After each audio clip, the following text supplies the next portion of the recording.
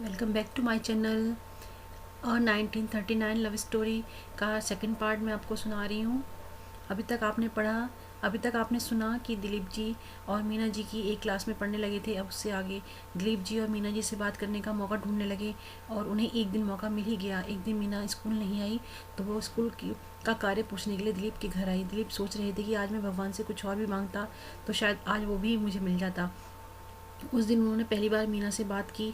मीना की आवाज़ उन्हें ऐसी लगी जैसे दूर से कहीं घंटियां बज रही हों। कानों में मानो शहद घुल गया। दिलीप की मम्मी और मीना की मम्मी में अच्छी दोस्ती हो गई। और एक दिन तो मीना की मम्मी ने दिलीप से यही कह दिया कि मीना को भी अपने साथ स्कूल ले जाया करो। उन्हें तो जैसे मुंह मांगी मुरादें ही मिल गई, मानो आज तो उनकी सारी कायनात उनकी झोली में आ गई। सब कुछ ठीक चल रहा था। अब तक दोनों में अच्छी फ्रेंडशिप हो गई थी, मगर कहते हैं ना कि ज़्यादा खुशी रास नहीं आती है। उनके साथ भी ऐसा ही हुआ यूँ कि रक्षाबंधन के दिन मीना उनके घर राखी बांधने के लिए आ गई।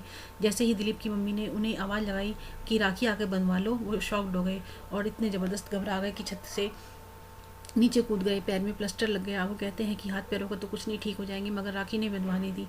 और उस दिन के बाद तो राखी आने से पहले ही वे घर से ऐसे जाते कि राखी के अगले दिन ही आते थे।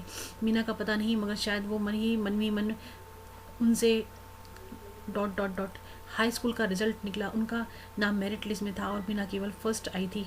और उस दिन जब वो अपने दोस्तों के साथ खेलकर घर लौटे तो उनकी मम्मी ने बताया कि मीना की शादी हो रही है। अभी तो उन्होंने ख्वाब भी पूरे नहीं देखे। और उस दिन वो अपनी ज़िंदगी में पहली और आखिरी बार रोए थे। पहली और आखिरी बार इसलिए कि सारे आंसू उन्होंने उसी दिन बहा दिए थे।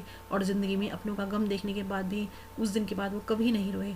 रोने के बारे में उनकी फ़िलॉसफी थी कि 1% वाटर एंड 99% फीलिंग्स। मीना की डोली को उन्होंने अपने कंधे पर उठाकर विदा किया। और इस दिन के बाद उन्होंने पीएचडी करने की ठान ली और दिन रात किताबों में डूबे रहने लगे। बीएससी पास करने के साथ ही उन्हें खबर मिली कि मीना के घर में एक छोटी सी गुड़िया आई है। दिलीप जी और मीना उनकी बेटी जब भी आते तो वो घर के बाहर ही रहते थे, उस डर से कि कहीं मीना की बेटी उनको मामा ना कह दे। उसके बाद दिलीप जी ने एमएससी और पीएचडी की तैयारी में लग गए। उधर मीना की लड़की की भी बड़ी होती जा रही थी। घर में दिलीप की शादी की बातें होती रही तो वो मना कर देते थे। और एक दिन उन्होंने साफ मना कर दिया कि उनको कभी शादी ही नहीं करनी। पीएचडी करने के बाद वो अपनी जॉब करने के लिए चले गए। वो कहते हैं कि मीना पहली और आखिरी लड़की थी जिसके लिए उनके दिल में सॉफ्ट कॉर्नर के अलावा कुछ और भी था। और एक दिन वो भी आया जब उनको खबर मिली कि मीना की बेटी भी पढ़ लिख कर अपनी ससुराल चली गई है। उनके दिल के कोने का कहीं चटक कर टूट गया। उनके साथ के सभी दोस्तों की शादी हो चुकी थी और बच्चे बड़े बड़े हो गए थे। और एक दिन वो आया जब वो किसी के घर जाने में भी दिलीप को झिझक लगने लगी और वे बिल्कुल तनहा, बिल्कुल अकेला हो गए। वे कहते हैं कि इस उम्र में भी वो बहुत बिल्कुल ठीक है, तो उसका श्रेय वो मीना को देते हैं, जिसकी वजह से उन्होंने घर नहीं बसाया और घर गृहस्थी में पढ़कर वो कब के बूढ़े हो जाते। अब उन्होंने अपनी ज़िंदगी ईश्वर को समर्पित कर दी है। उन्होंने मीना से केवल एक सवाल का जवाब का इंतज़ार है। वो जानते हैं कि इस सवाल का जवाब उन्हें इस जन्म में तो क्या किसी भी जन्म में नहीं मिलेगा। फिर भी क्या उसके दिल में भी कुछ ऐसा था, या वो सिर्फ वही उससे प्यार करते थे। एक दिन उनके दरवाजे की बेल बजी तो देखा मीना की बेटी खड़ी थी। उसने एक लेटर दिया और बिना कुछ भी बोले वहाँ से चली गई। जब उन्होंने लेटर देखा तो उसमें डेट लिखी थी। वो उन्होंने वापस 22 सितंबर उनकी बर्थडे वाले दिन जब मीना उनके घर के पास रहने आई थी और 9th क्लास में ले गई। अब कहने को उनके पास कुछ नहीं था और ना ही सोचने को। लेटर हाथ से छूट गया। साथ ही एनवलप में से एक और चिट्ठी भी गई। कांपते हाथों से उन्होंने देखा वही लेटर मीना की बेटी की थी। लिखा था, मम्मी अब नहीं रही। उनके जाने के बाद ये लेटर ज्वेलरी बॉक्स में मिला था। दिलीप आगे लिखते हैं, इतनी बड़ी खबर मिलने के बाद भी वो जिंदा है तो सिर्फ उस लेटर की वजह से। अब तो उनके जीने का मकसद भी नहीं रहा। वे भी वैसे भी इतने बसंत देख लिए हैं कि अब जीना चाहते भी नहीं।